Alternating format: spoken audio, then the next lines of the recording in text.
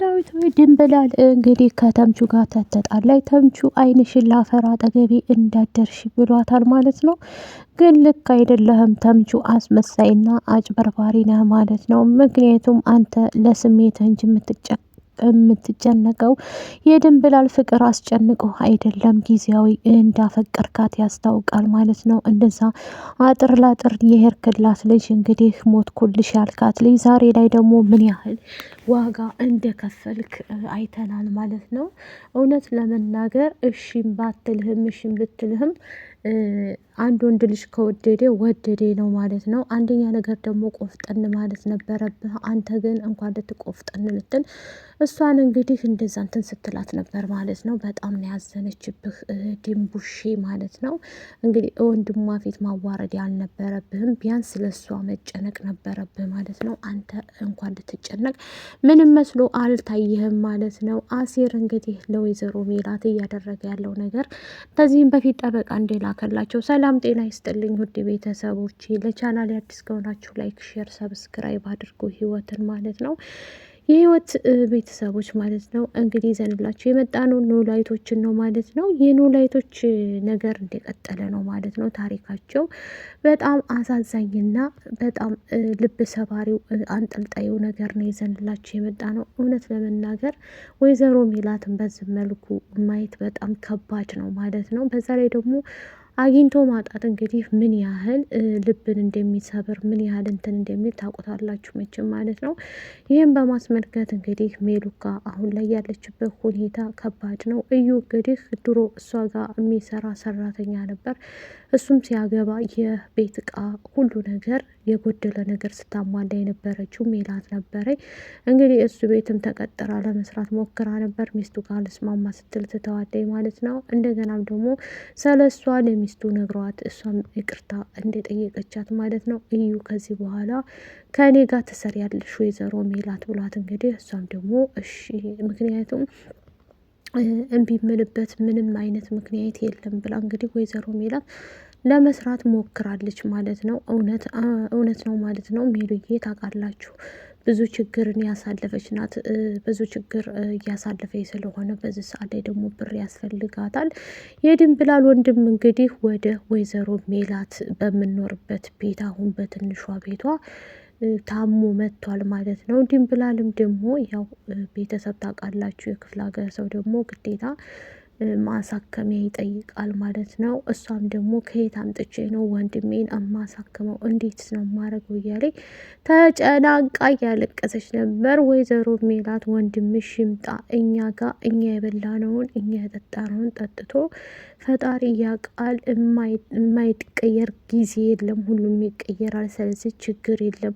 አንቺ ለእኛ ብለሽ አይደል ወይ እኛ በድህነታችን ላይ ትቻቸው አልሄድም ብለሽ አንቺ እዚህ አይደለሽ ወይ በማለት እንግዲህ አብረው እየኖሩ ይገኛሉ ማለት ነው። ወንድሟም ከመጣ በኋላ ተምቹና ሲር ሲሰሙ ሀና ስነግራቸው የድንብላል ወንድም ከክፍለ ሀገር መጥቷል ሂዱና ጠይቁ ብላ ስትላቸው ተነስተው ሊጠይቁ በሄዱበት እንግዲህ ተምቹን ያው ታውቃላችሁ ማንም ሰው የላትም ድንብላል ማለት ነው ከነሱ ውጭ ማለት ነው። በዛ ላይ ደግሞ የሚያግዛትና ከጎኗ ለወደፊት የምታስበው ልጅ ነው እንግዲህ ተምቹ ማለት የወደፊት ባሌ ይሆናል ብላ እሱን እንግዲህ ስትጠይቀው ምንድን ነው መልስ የሰጣት ማለት ነው። እባክህ ተምቹ እኔ ማንም ሰው የለኝም ከጎኔ፣ ምክንያቱም እንድትገድፈኝ እፈልጋለሁ ብላ ስትለው እሱም ደግሞ ምንድን ነው የምትይኝ?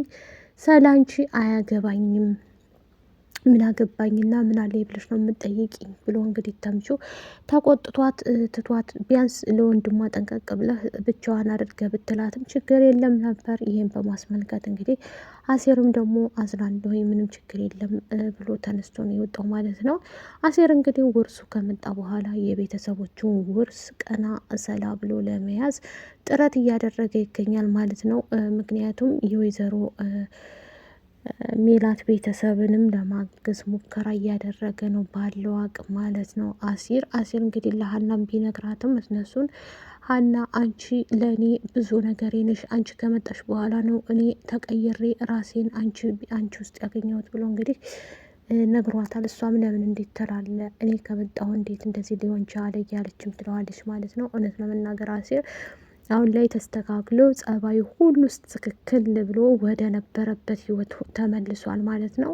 ማለት ያንን እኛውን ህይወትን ትቶ አሁን የስራ ሰውና መልካም ልጅ ሆኗል። ለሰው ተቆርቋሪ ሆኗል። ድሮ ምንም መስሎ ግድ አይሰጣቸውም ነበር አሲርና ተምቹ ማለት ነው።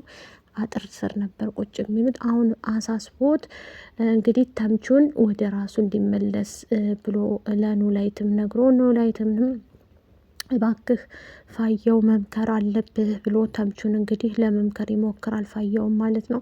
ያው ታውቁታላችሁ፣ ከባድ ነው። ተምቹ አስቸጋሪ ልጅ ነው ማለት ነው። አሁን ደግሞ አጎቱ እንግዲህ ከአሜሪካ ትንሽ ብር ዶላር ልኮለታል ማለት ነው። እሱን ከላከለት በኋላ ደግሞ የብስ ተጃጅሎ አለ ማለት ነው። ተምቹ እንግዲህ ጅል አይባል ብልጥ አይባል አሁን ላይ ብልጥና ጎበዝ ቆፍጣና ለሰው ተቆርቋሪው እንግዲህ ተምቹ አሲር ነው ማለት ነው። አሲር እንግዲህ ሁሉ ሀናን ካገኘ በኋላ ሁሉንም ነገር ማንም ቢመጣ ቢሄድም ግድ አይሰጠኝም ብሎ እንግዲህ የራሱን እንትን ይዞ እየኖረ ነው ማለት ነው። ጎበዝና ጠንካራ ቆፍጣና ሆኖ ሰጥረጥ ብሎ እየሰራ ይገኛል ማለት ነው። ስለዚህ ያንን በማስመልከት እናንተ ታውቃላችሁ ማለት ነው። ምክንያቱም አሲር ጥንካሬውን ወድጄለታለሁ። ተምቹን ደግሞ እናንተ ምከሩት ማለት ነው ተመልካቾቻችን። እውነት ለመናገር ድንብላል በጣም ነው ያሳዝነች ማለት ነው። ለሱ ብላ ደፋ ቀና እያለ ወደ ምላሴ ስመጣላችሁ፣ ምላሴ ትሁትና መልካም ልጅ አስተዋይ ልጅ ነበረ። ግን በመሀል የሚፈጠሩበት ነገር ደግሞ በጣም የሚያሳዝኑ ነገሮችን እያየን ነበር። ያንን በማስመልከት እንግዲህ ለማስተካከል ጥረት እየተደረገለት ይገኛል ማለት ነው።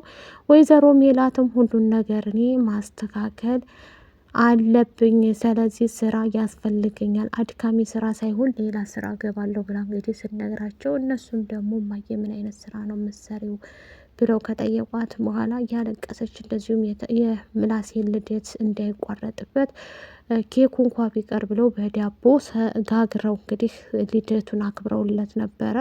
በሱም በማስመልከት እያለቀሰችን ቢሆን ተምቹና አሴር እንግዲህ ትልቅ ነገር ሰርተውለታል ለምላሴ ማለት ነው። እነሱም ቢሆኑ ወደኋላ አልተዋቸውም ማለት ነው። መልካም አንዳንዴ መልካም ስናደርግ መልካም ይሰጠናልና ፋኖሴም ደግሞ እንግዲህ ከኖላዊት ጋር ጥሩ ጊዜ እያሳለፈች በቤቷ ጥሩ ህይወትን እየሞላኝ ነው። ፋያውም ተምቹን እንግዲህ የተምቹ ነገር አሳስቦታል ማለት ነው። ተምቹ ሰው ይሆናል፣ ይቀየራል፣ ይለወጣል ተብሎ ነበር። መቼም ሊለወጥ አልቻለም። ምን ባረገ ይሻለኛል ብሎ እንዳንድ አባት እየተመካከረ ይገኛል ማለት ነው። ፋኖሴም ደግሞ እሱ እኮ ህፃን ልጅ አይደለም ስትል አይ ስለነሱ እኔ አስተካክለዋለሁ ብሎ እንግዲህ ፋያው ማስተካከል እየጀመረ ነበረ። ተምቹ ተመክሮ ዛሬም ነገም ያው ነው እንግዲህ። ድንብላልዬ ደግሞ እያለቀሰ ትገኛለች። ቪዲዮውን ከወደዳችሁት ላይክ፣ ሸር፣ ሰብስክራይብ አድርጎ ወዳችኋለሁ። ባይ ባይ።